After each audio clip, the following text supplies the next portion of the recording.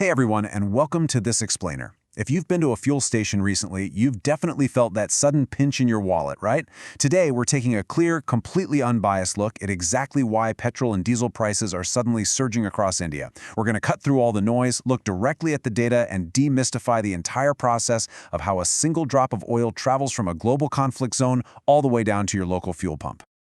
Okay, let's dive into this. Here is the macro to micro journey we'll be taking today. First, the global oil shock. Second, India's pricing response. Third, the math behind pricing. Fourth, the impact on the consumer. And finally, securing future oil supplies. $190. I mean, wow. That is the staggering price that Brent crude, which is basically the global benchmark for oil, spiked to per barrel recently. To put that into perspective, that is an absolute explosion in the cost of raw energy, and it created a massive wave of economic panic worldwide. But what actually triggered this massive leap? Well, that brings us to the burning question that is probably on every single commuter's mind right now. After a really long period of stability, why did fuel prices in India suddenly jump 3 separate times in under 10 days? We're talking about a recent total hike of around 5 to 7 rupees per liter, depending on where you live. To understand this sudden surge at your local pump, we really have to zoom out and look at the global stage. Section 1. The Global Oil Shock.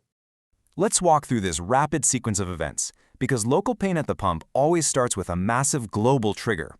Everything traces back to late February 2026, when Iran closed the Strait of Hormuz due to escalating global tensions. This immediately sent international energy markets into an absolute frenzy. In response to this impending crisis, the Indian government actually stepped in during March to cut the central excise duty on fuel. However, as the global pressure mounted over the next couple of months, by May 2026, those phased price hikes we just talked about became totally inevitable. Now, you might be wondering, why does one specific waterway matter so much? Well, consider this.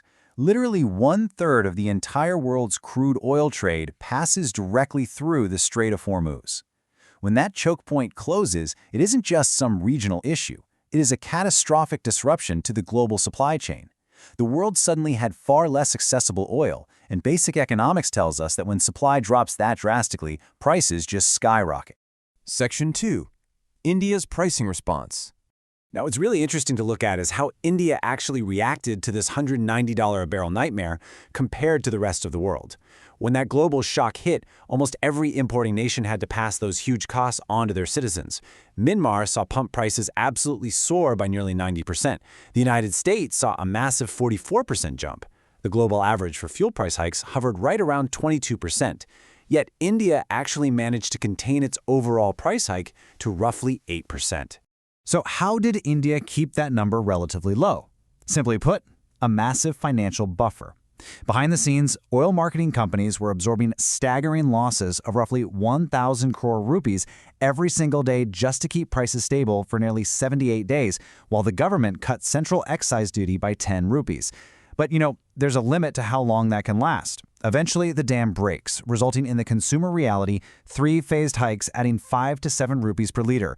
And make no mistake, while the hike was definitely lower than the global average, that 5 to 7 rupee increase represents very real, very immediate pain for the common man. Consider this quote from Parliamentary Affairs and Petroleum Minister Hardeep Singh Puri. It perfectly encapsulates the government's policy stance during the early days of the crisis. He pointed out that the central government effectively used the fiscal system to absorb the initial shock by cutting the excise duty in March. It's fascinating to see this policy lever in action, essentially choosing to take a hit to the national budget in order to delay the immediate price shock to the consumer. Section 3. The math behind pricing. So the crucial point is, what exactly are these taxes, and how much of what you pay goes to the oil versus the government? Because when you pay for fuel, you aren't just paying for refined crude oil. You are paying for the base price of the crude, yes, but layered on top of that are essentially invisible taxes: the central excise duty, the state value-added tax, and the dealer commission. Often, the taxes levied on the fuel can actually amount to a massive chunk of the final retail price you're seeing at the pump. Let's look at how this plays out geographically. Because that state VAT varies wildly from state to state, we see massive price variations across the country. For example, while a commuter in New Delhi might pay around 99 to 102 rupees for a liter of petrol, someone filling up in Telangana is paying over 116 rupees. The global crude price is exactly the same for both places, but local tax policies completely change the consumer experience. And it's not just taxes either. There are other hidden factors at play here. Beyond global crude volatility and basic supply and demand, the rupee-dollar exchange rate is absolutely huge. See, India buys oil on the international market using US dollars. So if the rupee weakens against the dollar, buying that exact same barrel of oil suddenly costs India much more. Finally, logistics matter too. If you live farther from an oil depot, the cost of transporting the fuel to your local pump adds right onto your final price. Which brings us to this incredibly sobering statistic. 88%. India imports a staggering 88% of its energy needs. This incredible reliance on foreign oil is exactly why every single global shock, every shift in the dollar, and every geopolitical conflict instantly threatens the Indian economy. We are highly vulnerable to outside forces. Section 4. Impact on the consumer. So, we've talked about global choke points, billions of rupees in OMC losses, and exchange rates. Now, zooming all the way into the micro level, fuel is literally the lifeblood of the economy, which means a price hike creates a massive cascading effect.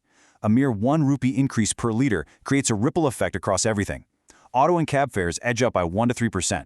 The trucks bringing vegetables and groceries to the market now cost more to run, passing 100 to 250 extra rupees a month directly onto buyers. Even basic daily essentials like milk delivery or the logistics charges on your online e-commerce orders all creep up.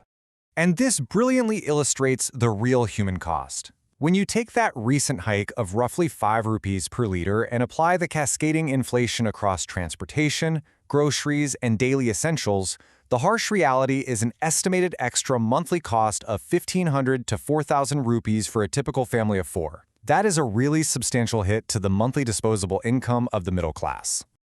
Ultimately, someone has to bear the cost of expensive global oil. It's an incredibly delicate balancing act. Does the government slash taxes to shield the consumer, but risk blowing a massive hole in the national treasury that funds public services? Do the oil marketing companies take the hit, risking their own operational stability? Or does the citizen bear the brunt through inflation? It is a constant, high-stakes tightrope walk. Section 5. Securing future oil supplies. Understanding this immense vulnerability, how is India attempting to build resilience and secure its supply lines to prevent these shocks from hitting quite so hard in the future? Well, enter a fascinating geopolitical wildcard. Ahead of his recent visit to India, U.S. Secretary of State Marco Rubio made a major pitch, suggesting opportunities for India to purchase Venezuelan oil, even noting that Venezuela's interim president would be visiting India. As India looks to diversify its energy basket away from conflict-heavy zones, the U.S. is actively facilitating these new energy dialogues. But is Venezuelan oil a magic bullet? Let's break it down real quick. On the plus side, it's actually a great match. Venezuelan heavy crude perfectly suits many Indian refineries, and it could be sourced cheaper if those supplies stabilize. However, the hurdles are immense. Venezuela still faces severe political turmoil, crippling sanctions, and really weak output infrastructure. Plus, geographically, shipping oil all the way from South America is far slower and much more expensive than the quick trip from the Gulf. It's a promising option for diversification, for sure, but it's not without serious logistical friction. Which leaves us with this final, critical question to ponder. As long as India relies on importing 88% of its energy, how will the nation balance its soaring future energy needs while protecting everyday consumers from a volatile, unpredictable globe? From the Strait of Hormuz down to the tax math in your local state, the fuel pump is truly where global geopolitics meets your wallet. So if you've rolled up to a petrol pump lately, you've definitely felt it, right? That sudden, sharp sting in your wallet? The numbers on the dispensing machine are spinning way faster, and household budgets everywhere are feeling the squeeze. Today, we are going to unpack the complex, overlapping realities behind these shocking 2026 fuel price hikes. We're going to break down the hard data, the wild global geopolitics, and those local taxes to figure out exactly what is happening to our fuel bills. Let's dive right in. It's the exact question we're all asking. Why on earth did your petrol bill just jump for the third time in less than 10 days? I mean, it is incredibly frustrating to wake up, drive to work, and find out the commuting just became more expensive literally overnight. Your frustration is completely valid, and there is a massive global story behind that changing number on the pump. Today, we're going to uncover exactly how a crisis thousands of miles away ended up directly targeting your daily commute. Here's our roadmap for today. We have 5 stops. 1. The fuel price shock. 2. The global oil crisis. 3. Absorbing the initial blow. 4. Decoding the pump price. And finally, 5. Impact and future outlook. Section 1. The fuel price shock. 7 rupees and 35 paise. That right there is the total per litre increase we've seen recently for petrol. For the common man, whether you're riding a two-wheeler to college or driving a car to the office, a hike of over 7 rupees a litre, that hits incredibly hard. It fundamentally alters your entire monthly transportation budget. And the craziest part, it happens so fast. Look at this timeline. On May 15th, boom, a massive 3 rupees per liter hike. Just 4 days later, on May 19th, another 90 paise. And then, wait for it, May 23rd, an extra 87 paise. This rapid-fire, back-to-back sequence over barely a week is exactly why the average commuter is experiencing such profound sticker shock. It wasn't a slow creep. It was just sudden jump after sudden jump. Moving on to Section 2, the global oil crisis. So, where did this all start? Well, the geopolitical domino that kicked this whole thing off fell on February 28th, 2026. That's when Iran closed the Strait of Hormuz. Now, this isn't just some random waterway. It is a crucial global oil trade route that handles literally 1/3 of the world's crude oil. You close a single geographic choke point responsible for 33% of the planet's oil supply, you're going to create massive, immediate supply chain chaos all over the globe. And the market reaction was absolutely violent. Brent crude hit an explosive peak of $190 a barrel as a direct result of that closure. To put that into perspective, the global markets basically panicked. Any country that heavily relies on imported oil, which, India absolutely does, was suddenly staring down the barrel of an unprecedented astronomical energy bill. Which brings us to Section 3, absorbing the initial blow. Now, if we zoom out and look globally, the average fuel price hike during this crisis was around 22%. In the US, it shot up a staggering 44%. But in India, the government points out that the hike was actually limited to around 8%. So mathematically speaking, at least, India's price hike was kept significantly lower than that massive global surge. But there's always a catch, right? For almost 78 days, petrol and diesel prices were kept largely frozen in India, completely ignoring the global chaos. But the cost of that freeze? Oil marketing companies, or OMCs, were just bleeding money. We're talking massive losses, absorbing nearly 1,000 crore rupees every single day. The government and the public sector companies essentially acted as a giant sponge to protect citizens from immediate inflation. But eventually, that sponge gets full. The pressure became just too great, which is exactly why we're seeing these phased hikes right now. All right, Section 4, decoding the pump price. Let's actually break down the anatomy of a single liter of fuel. It's kind of like a crazy stacked sandwich. You've got your base price of the actual oil at the bottom, but stacked super heavily on top of that, you've got the central excise duty, the state VAT, and the dealer commission.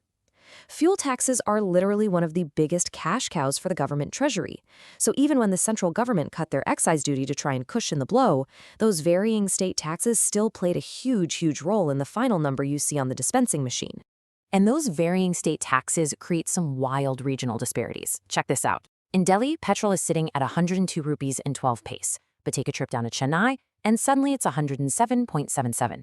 In Mumbai, it's 111.21, and in Kolkata, all the way up to 113.51. Because petrol does not fall under a unified GST, these varying state VAT rates are the exact reason someone in Mumbai or Kolkata is shelling out way more than someone in New Delhi for the exact same liter of fuel.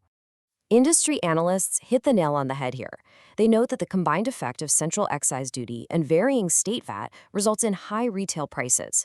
For example, Mumbai charges a whopping 26% VAT plus an additional 10 rupees and 12 paise per liter cess.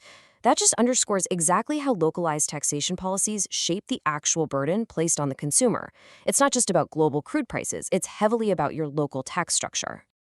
Finally, Section 5, Impact and Future Outlook. So what does this actually mean for us? Well, the cascading effect is pretty brutal. Expensive fuel basically means expensive everything.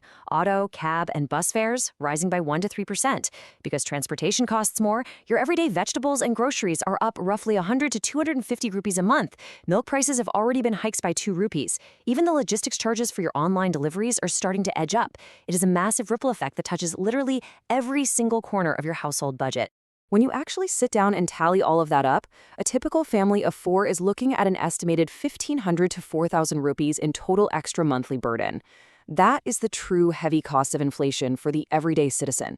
It's a very real, very tangible squeeze on your disposable income. No two ways about it. So, is there a light at the end of the tunnel? Well, geopolitics created the mess, and oddly enough, geopolitics might offer a lifeline. The U.S. is currently actively pitching cheaper Venezuelan heavy crude to India. U.S. Secretary of State Marco Rubio actually highlighted this opportunity to help India diversify its supply lines amid all this global craziness. As the world's third largest oil importer, India is desperately hunting for alternative, cheaper oil sources to try and stabilize the domestic market. Which leaves us with one final, really critical question to ponder. Will India's hunt for diversified oil, like this new pitch for Venezuelan crude, actually be enough to protect your wallet in the long run? Or are we just entering a new era where extreme volatility at the pump is the new normal? It is one heck of a balancing act between global crises, government revenues, and our own bank accounts. Thank you so much for joining me on this explainer today. And hey, keep an eye on those global trade routes.